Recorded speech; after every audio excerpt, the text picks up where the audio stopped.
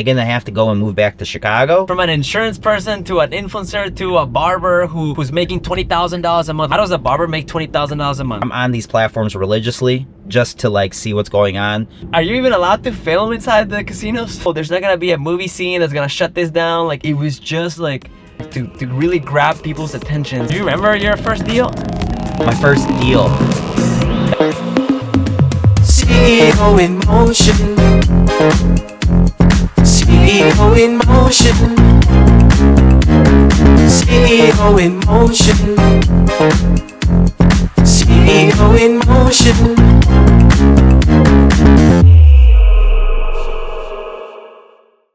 What's up, man? Welcome to the podcast, and nice to meet you. Nice to meet you too, We're man. filming and rolling. Nice to meet you. Nice to meet you, man. Daniel, Thank you. Chava, nice to meet you. All right. Thank you for having me, man. Hell yeah, man. So I'll tell a little bit about what this is, and more importantly, we want to hear from you. So all these cameras are already filming. Okay, awesome. Already on the go. Mic is going. Do I just hold this then, or? I mean, I clipped it on my thing you right clipped it? here. Yeah. Oh, there's the clip. Yeah, there you go. And it comes up. Okay, perfect. That way is like most natural, normal. Yeah, man. You know. Love it. So you're having some car repairs this morning? Yeah, I got my fiance's car in the shop over here, just doing the oil changes. Oh, And that's stuff, nice, so. man. When are you getting married? How long have you been engaged? We've been engaged since July, so we got engaged in Oaxaca. Oh, no kidding. On her birthday, yeah. She's from Oaxaca, so That's awesome. brought her back to Oaxaca City, and yeah, we got engaged there during there's a big festival out there called Guelaguetza. It's like all the... It's enormous. Yeah, it's huge. Have you've seen it? Yeah. I've seen it. I'm from Mexico, but I've been to Oaxaca once. Yeah. And I myself, I was engaged. I got married finally after 3 years of engagement. Sick. I know. Yeah, we've been. Yeah, no. I think we're gonna begin married sometime either later this year or early next year. We said in March we were gonna talk about the date, so we'll go from there. So you're postponing the talk, but you have it already get down with the ring and everything. Yeah. Oh yeah. Exactly. Yeah, we're already set to go. Now it's just like we're gonna enjoy our engagement, and then in March we'll start talking about it. So. Man, I lasted 3 years on the whole thing, but I got engaged in 2020, so Yeah. the world had different plans for all of us. But also, I've been going to all these podcasts and everything, and I have people that come over to our office and we do podcasts, but I was like, I pick people up from the airport all the time, and some of the best conversations are when I pick them up in the car and they either say something about the car, or we just get straight to talking, and then they always say like, oh man, I wish that had been on the podcast, and it just like finally just hit like, you know, the company's called InMotion, my business, and it was like, we should just have a podcast, like almost like carpool karaoke, you know? Yeah. Well, I'm not a singer, so if you want to sing, go ahead, but you know, but it's mostly like talking, and the purpose is to like, you know, interview people that are in that process of like their growth, their movement, and everything. And honestly, like I've been following you, like we've never met. Right. But I follow your account, and you know, I'm a local Vegas guy, so I reached out, and I'm happy you said yes, and here we are, and I'm here to learn more about you and your story, how you got, you know, how you're in motion literally to your success. Yeah, man, it's been motion really since man, for years. I mean, I'm really big on persistence, right? And I just think if you stick to it, even if you jump into different arenas, and you probably know this too, it's just you got to stay consistent with whatever you're doing, whether it's one thing, whether you jump to different things. But so my journey of entrepreneurship really started in 2013, right? Oh, okay, so I'm 10 years in, right? Beginning, man. Wow. Yeah, man. I was 10 years in, and my first venture was actually a clothing brand. Okay. And the way it came about was, I don't know, I just always wanted to do something inspiring. I have my father just always kind of, you know, we had talks a lot at a young age. He gave me Think and Grow Rich at like the age of like 9 or 10. What a great gift for a dad to have that sort of foresight. Yeah, I know. We just talked about the Bible and business all the time. Love and just it. Dreaming and thinking bigger. And like I said, my mother comes from more of a corporate background in furniture sales. So it was always, and then my grandfather on my mom's side too was the same thing. So it was like selling you know, on my mom's side. And then on my dad's side, it was just about thinking big and dreaming bigger and going and doing big things. You got the corporate and the entrepreneurship. Are you Yes. from Vegas? No, I'm from Chicago originally. Nice. Okay. So yeah, we should have started there, but yeah, I'm from Chicago.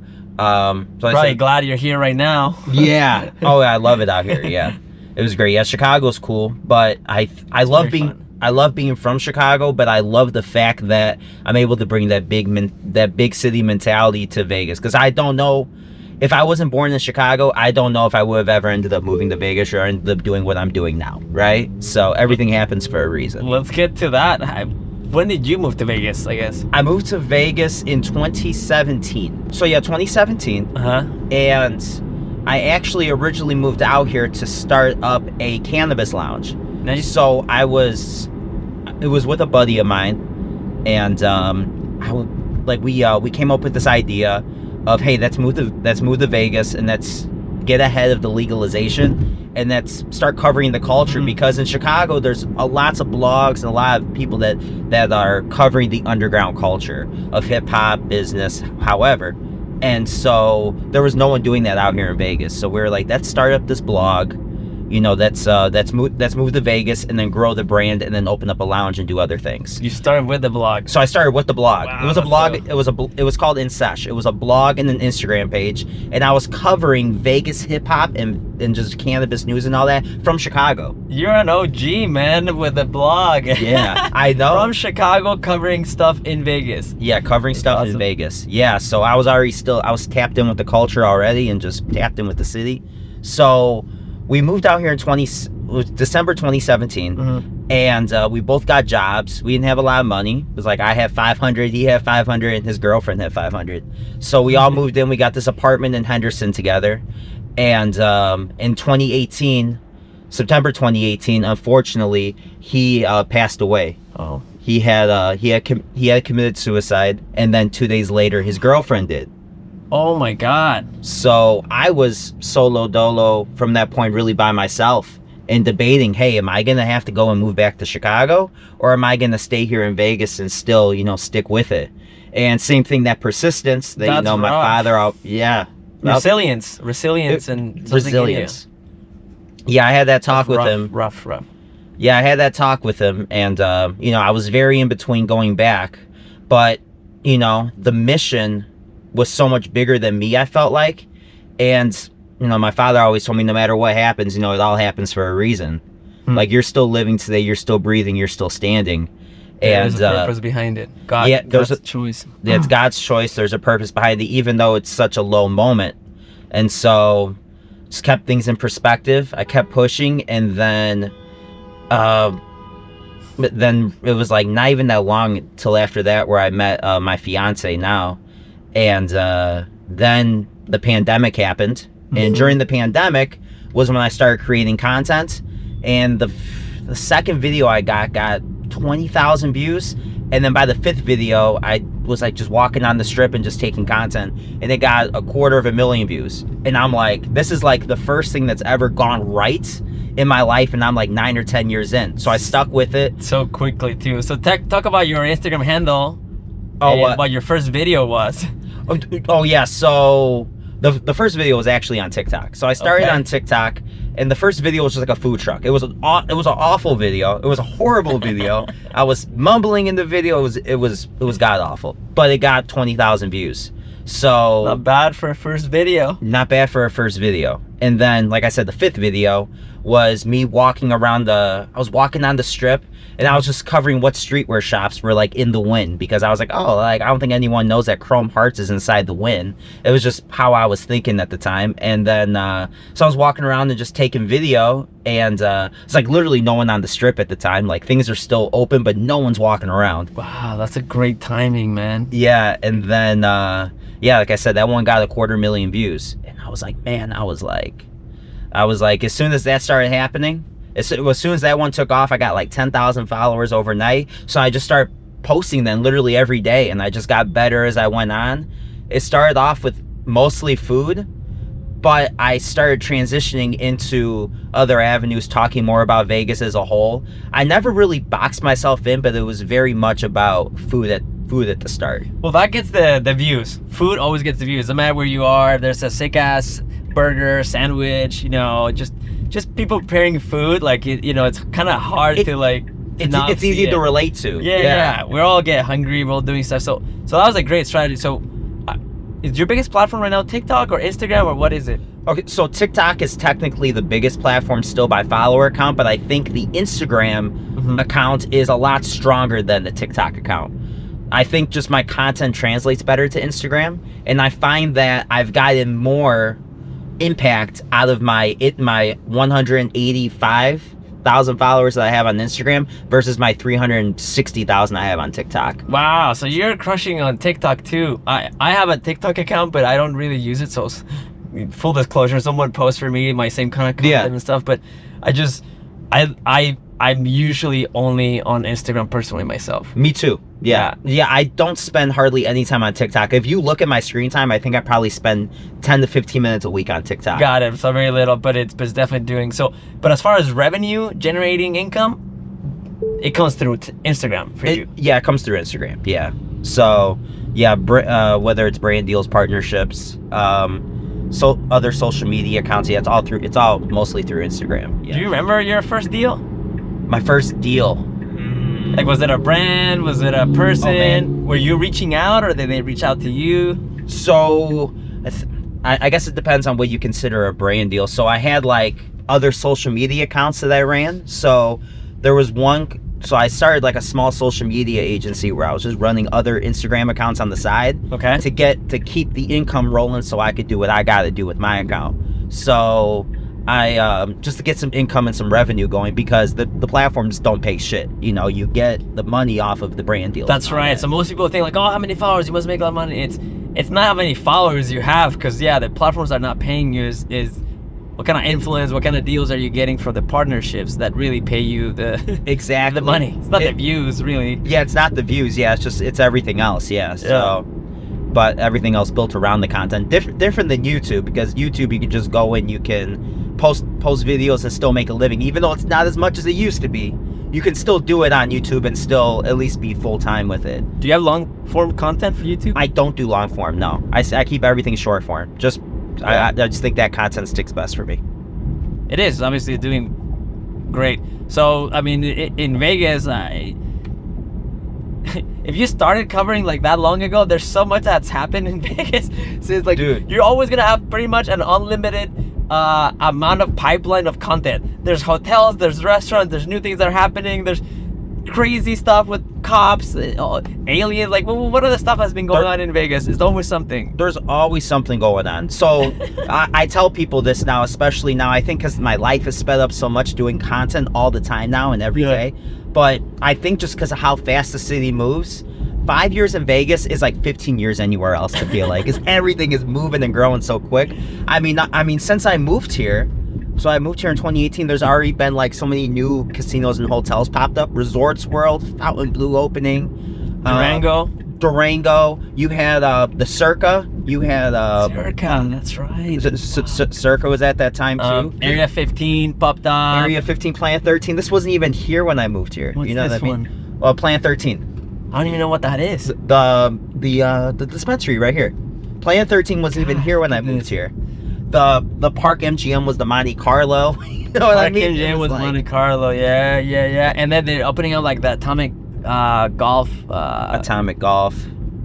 This is what I'm talking about. You have unlimited like pipeline of content essentially here in Vegas. Yeah, there's always something going on, and I think that's a lot of the reason why I never boxed myself into just doing food or doing like a certain sector. It's because there's always so much going on, and I'm so passionate about the city as a whole, and I have so much to say.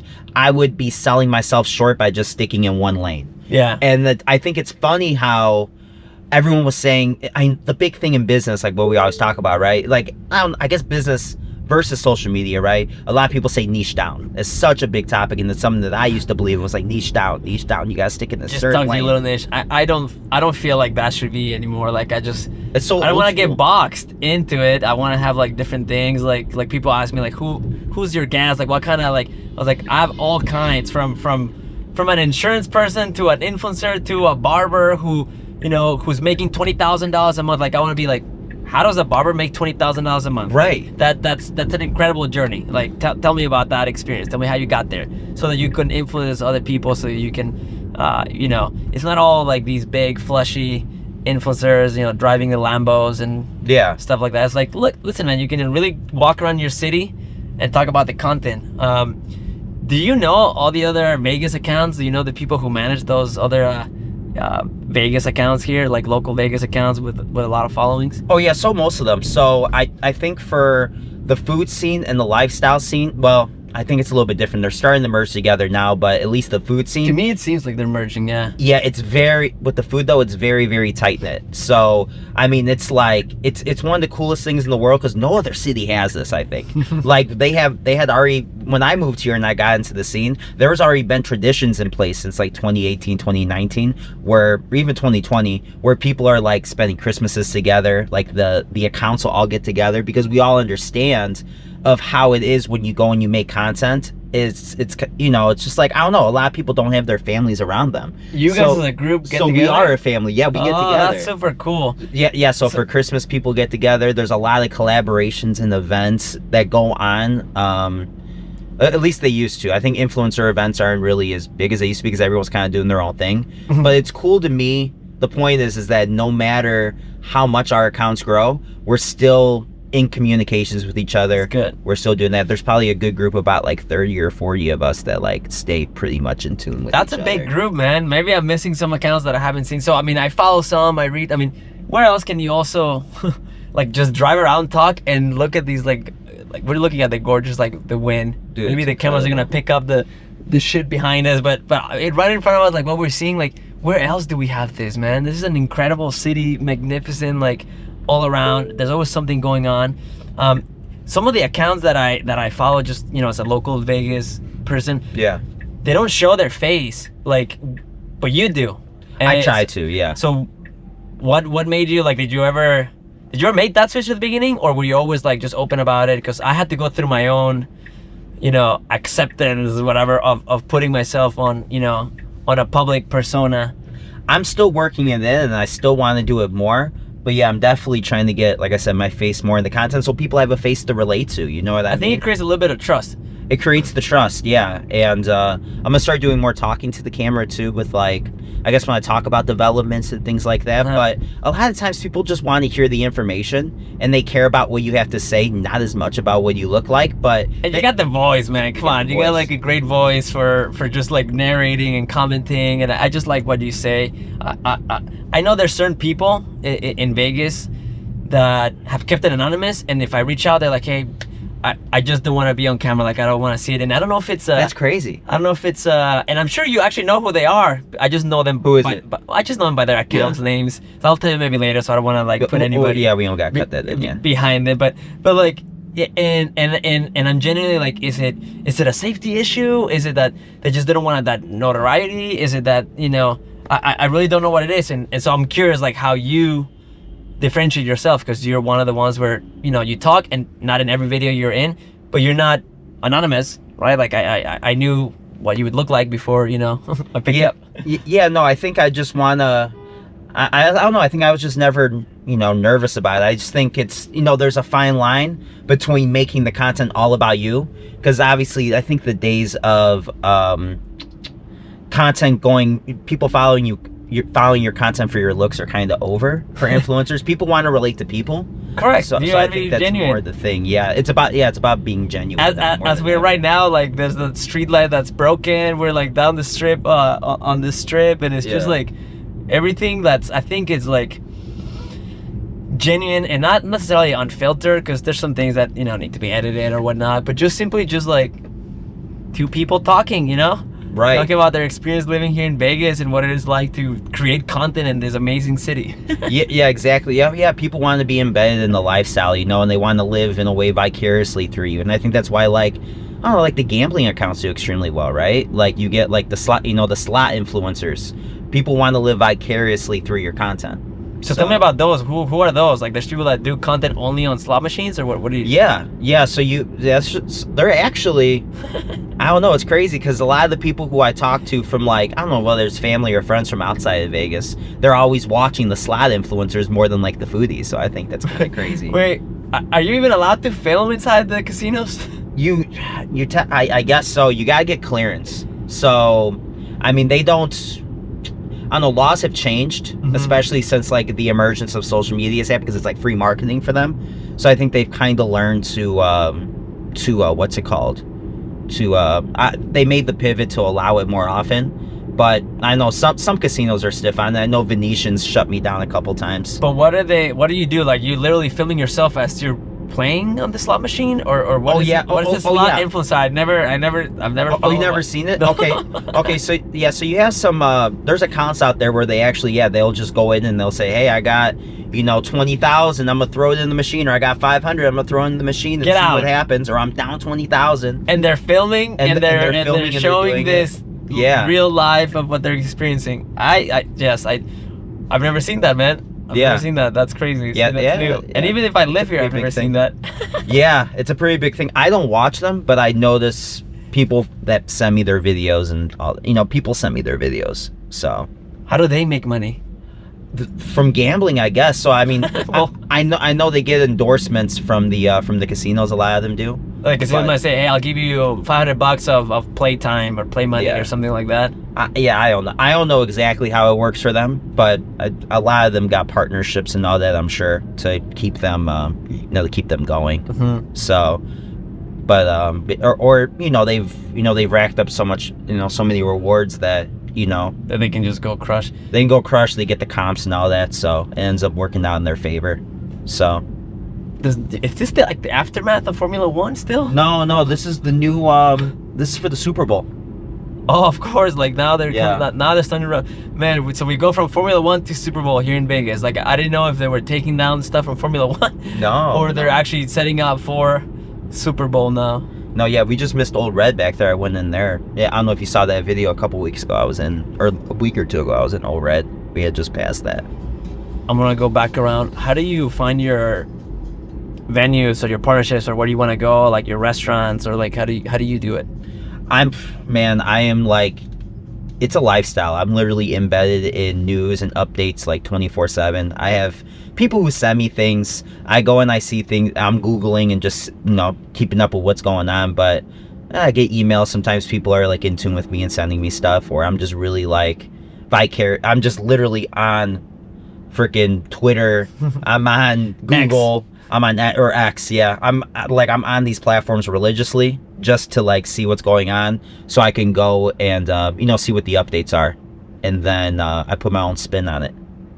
That's great, because I mean, honestly, like when we first moved here, it was like right at the pandemic time, so everything was kind of like still shut down, and you see some of these old videos where it looks like ghost town. Like what we're doing right now, there weren't any cars, and it's hard to like, people who filmed content or did some, they will never be able to replicate those. Like, you won't be able, there's not gonna be a movie scene that's gonna shut this down. Like, it was just like perfect to really grab people's attentions and get into it.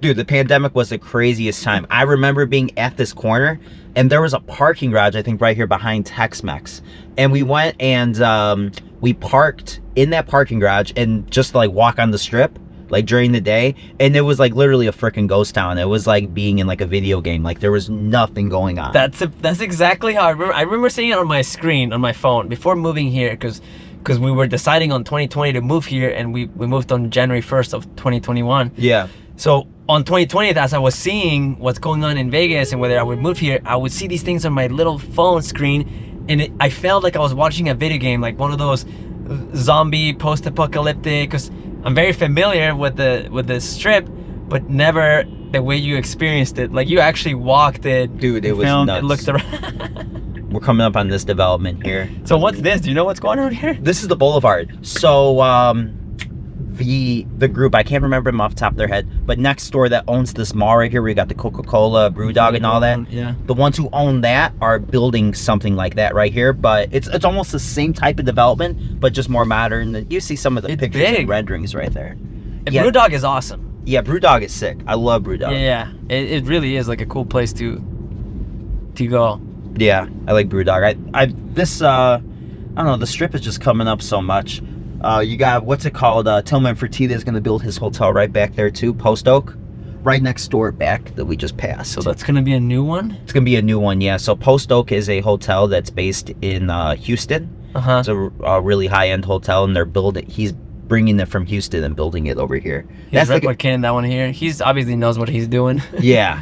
With the guy from the Houston Rockets and Golden Nugget. So, man, money just keeps pouring into this town. It's amazing, man. I love it. I haven't been to Fontainebleau, so how's that experience? I love Fontainebleau. Yeah? Fontainebleau, it's interesting. So when I walked in on opening night, because I learned you can never judge a new property by the opening night. You have to kind of walk in after. And so I waited to experience the venues and all that, and they're freaking amazing. I know Sofer and all them did a great job. David Grutman did a great job with Liv and Komodo and Poppy Steak. It's interesting because it's a luxurious, it's a beautiful property, but it's so freaking spread out. It's large? It's large. It's vast, right? So you're doing luxury and you're doing it vast instead of luxury being, tight knit. Like when you go to like the Aria or you go to Cosmopolitan, these aren't vast properties. You see, they're very skinny properties. Luxurious but skinny, yeah. Luxurious but skinny, tight knit. Even Steve Wynn, when he built his resorts, you don't have big, huge, vast spaces. In Fontainebleau, it's so different because it's so vast. It's so big. It's so grand. The ambiance is grand in there. So I need to go, so that's awesome. So is it like more type of Resorts World size or more type of the Wynn with the luxury? Like Fontainebleau is. So I think the luxury comes more from the class of the Wynn. Okay, and I'm really high end because to me the Wynn is the best. Like as far as like luxury. Yeah.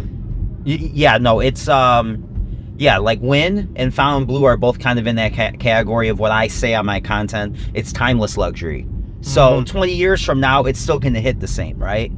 And that's what I kind of found. It's something I learned too from just like walking through the Wynn and walking through Fontainebleau, because I was expecting at first, just before I walked in, I'm expecting this to be like freaking head and shoulders above the Wynn, right? Because it's a new luxurious property on the Strip, right?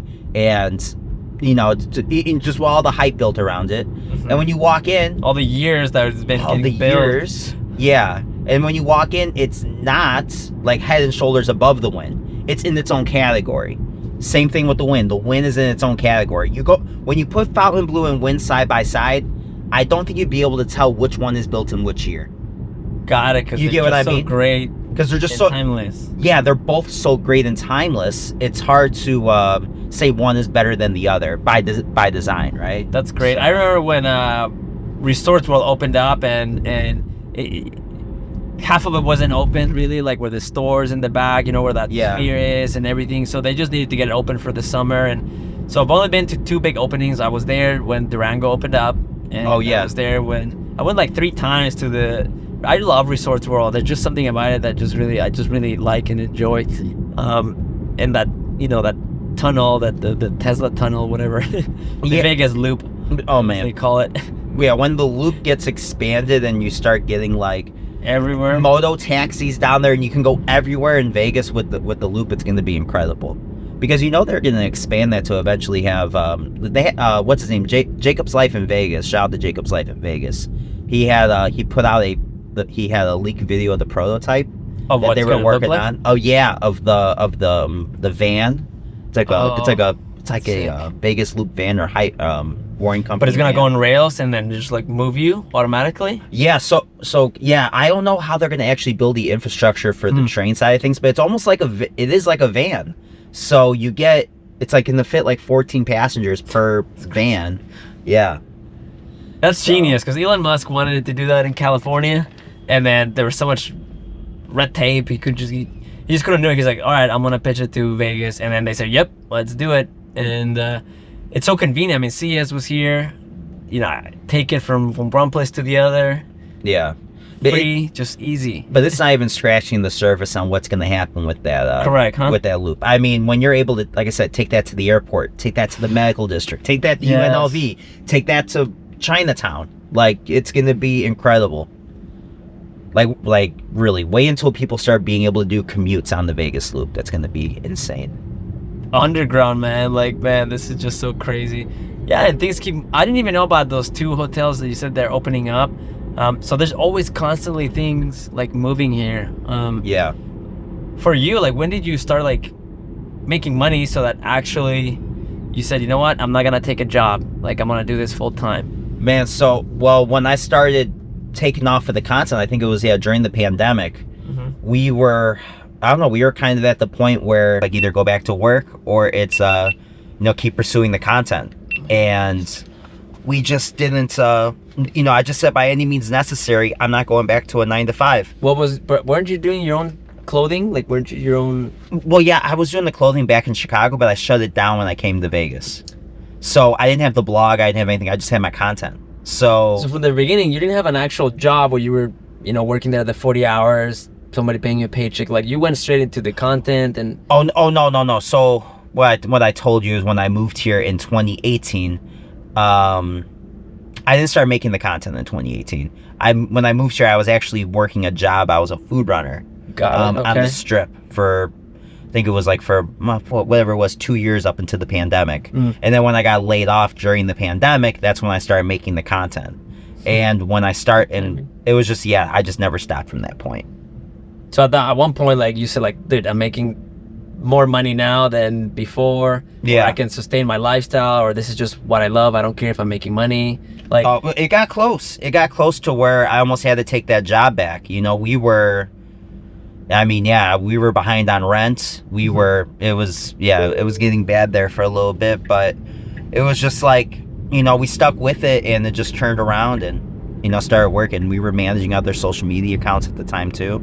So we had like I said, this little boutique social media agency on the side of our content that because we weren't getting brand deals yet. So we're managing social media accounts while we're making the content, for our own personal brands. And when you're saying we, who else is in your team? It was me and my fiance.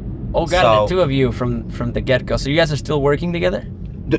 So she does somewhat. So she does her own thing, kind of isolated now, and I've got kind of my own thing going. So we work together sometimes, but not really. Like, she's really got her own accounts that she's managing and doing her own thing. So she kind of kept the social media. You're doing now your own personal brand. Yeah, she's got her personal brand too, and I've still got a few accounts, but I don't take as many as I used to for that. I just do it to keep the income diversified in case something was ever to happen. But but yeah, no. So I just have whatever it is, like 4 or 5 accounts that I manage on the side of mine, on top of my brand deals. That's good. So you're diversifying. You got obviously some income. Do you invest in real estate as well? Do you do any other stuff with the money that you're saving? Are you saving? I don't yet. I am planning to make some moves, but just nothing that I can announce yet. But there's some things I'm definitely working on. So for sure. I mean, it's always hard. Like, when do you buy it? Because, like, things right now, interest are so high. Yeah. And the people's like, wait, we're not. Have you eaten here at El Gordo? Of course, yeah. At this one or at the new one, or?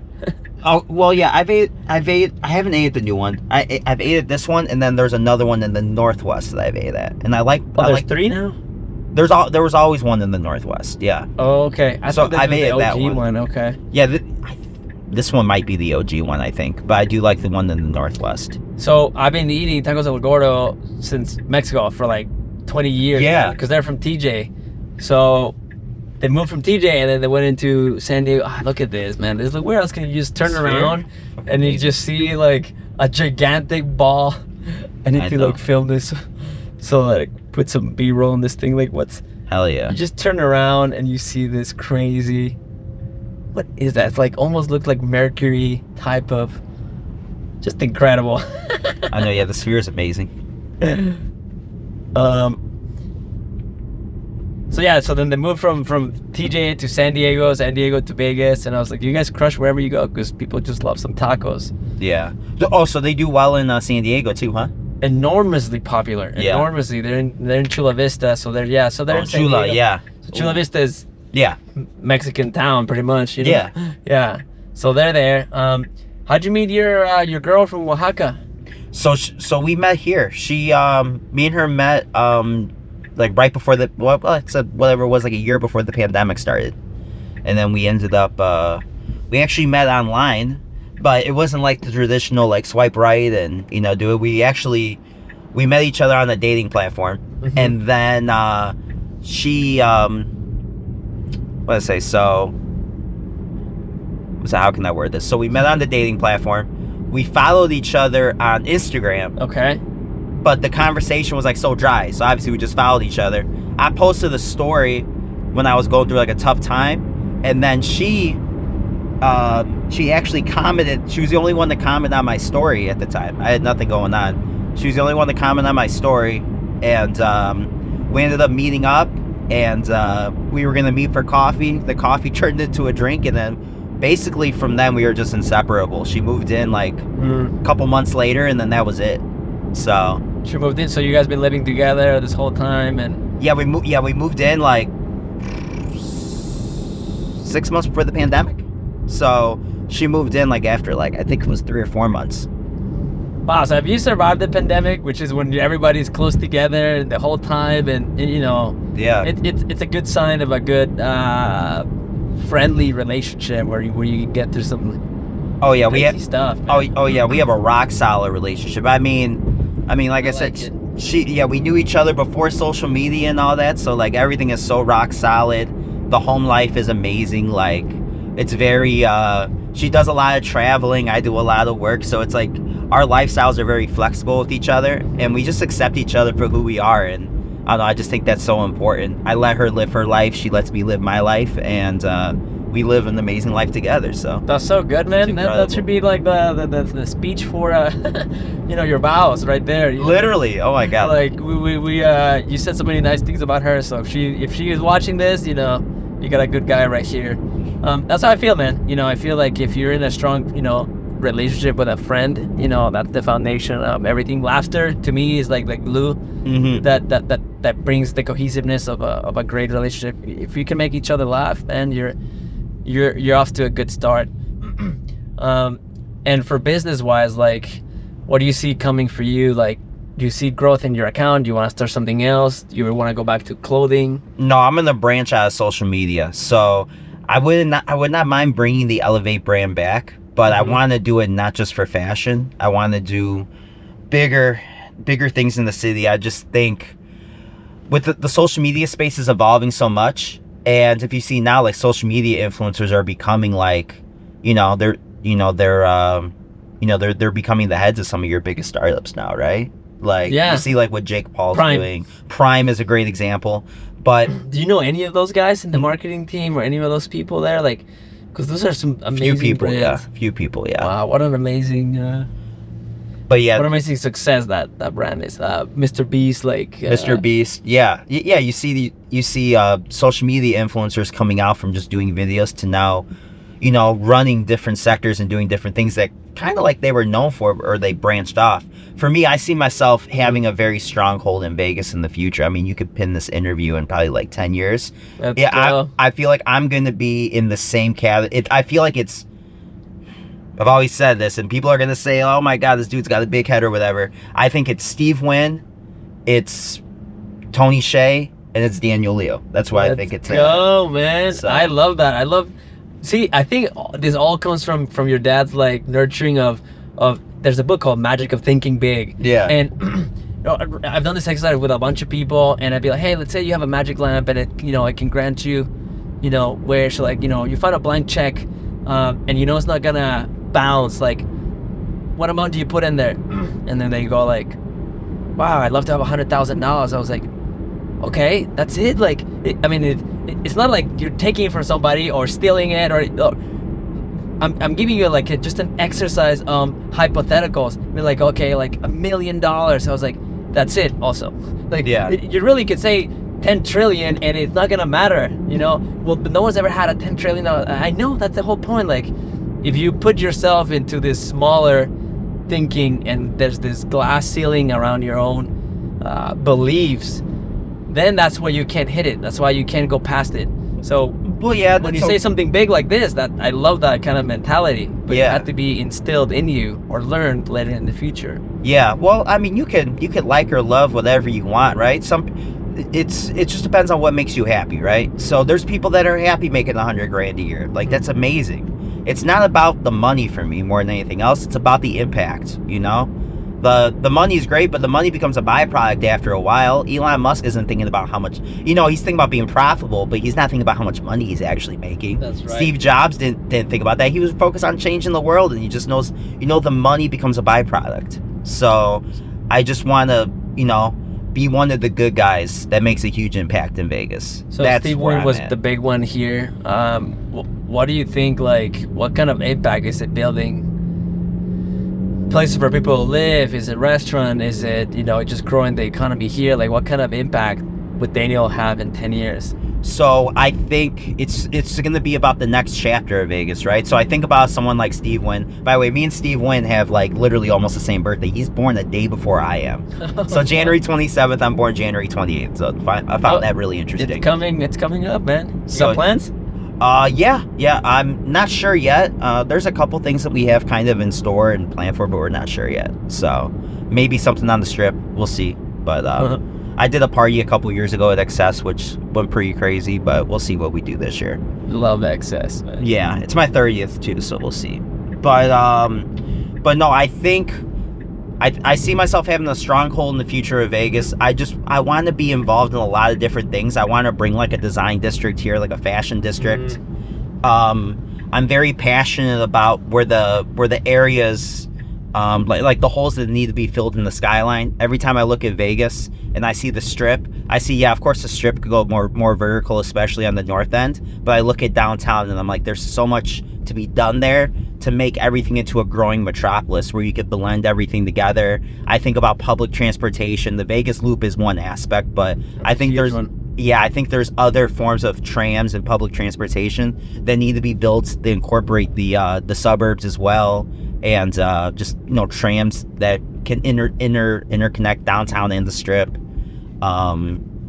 Sky rises that could be built. There's a lot that's coming, but there's also so many holes to still be filled, and I just hopefully one day I see myself being involved in that. Because we're a small city. Like, people think like we got like 650,000 people living here, but what, a couple million visitors maybe a month? Well, yeah, but the metro has 2 point something million, nearly 3. It's going to be nearly 3 million. So, I mean, the metro's a pretty big size when you factor in Henderson, Summerlin. The whole valley is over 2 million. Henderson, yeah. Do you go often to the downtown area? Yeah. Maybe not as much as I want to in the past couple months, just because we've been so busy. But we definitely do go downtown for sure. Love downtown. The arts district is amazing. The arts district is fun. Museums, do you like museums too? Do you like, are you more like into brunch? Like, what kind of stuff do you personally like to go? Oh man, well, I mean, I think a little bit of all of it, right? I really do enjoy just being out socially and just getting the energy of everything. I view almost everything that goes on in Vegas like an art form. So when I'm at brunch, I'm viewing it as an art form. I'm seeing, these different aspects and just how people interact. Yeah, there's some crazy brunches here. Yeah, I just did the lava brunch. Yeah. That was nuts. How was that? So tell me about that experience and what that is. Oh, that was awesome. Yeah, Tao Group that's the go-to brunch right there. I was telling Jason Struess that is like, they really created the go-to brunch with Lavo because there's nothing else that comes close to it. It's like a party. It's literally like a nightclub at like 1 p.m. It's freaking insane. You don't know what time it is. You're in there, you have no idea what time it is. Bottle service, the whole thing, the music. Yeah, it's like, it's insane. Especially for brunch. Lois of Siam has a crazy brunch like that too. That's started up by Tao. So I want to get a list from you of stuff because I'm sure people ask you all the time, like, what's your favorite here? What's your favorite that? What's your favorite this? I'm a big coffee drinker, so I always try to try a new spot. On Sundays, me and my girl, we go to church, and then every Sunday we go try a new place in Vegas. And I was like, listen, we could live here for, 50 years, probably we wouldn't try everything that's there, because there's always going to be new things. Oh yeah. So I'm always trying to get a new place that's random. Like, we don't even select it, like the car. Yeah. There's a thing that says, are you hungry? And you push it and it takes you to a random place. Wow. Oh shit. So we've gotten some home runners and we've gotten some that are not so great. But I'm just happy that you that you took a chance to coming in, man, chatting with a complete stranger. I've been following your account, man. I appreciate everything that you do here in Vegas. I appreciate your content. I'm glad we met.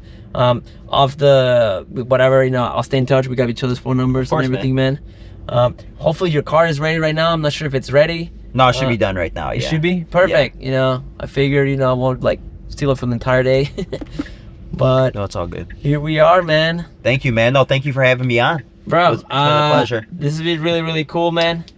It's a pleasure meeting you. Thanks, Daniel. Definitely, man. Sounds Cool, good. man. Thank you. Alrighty.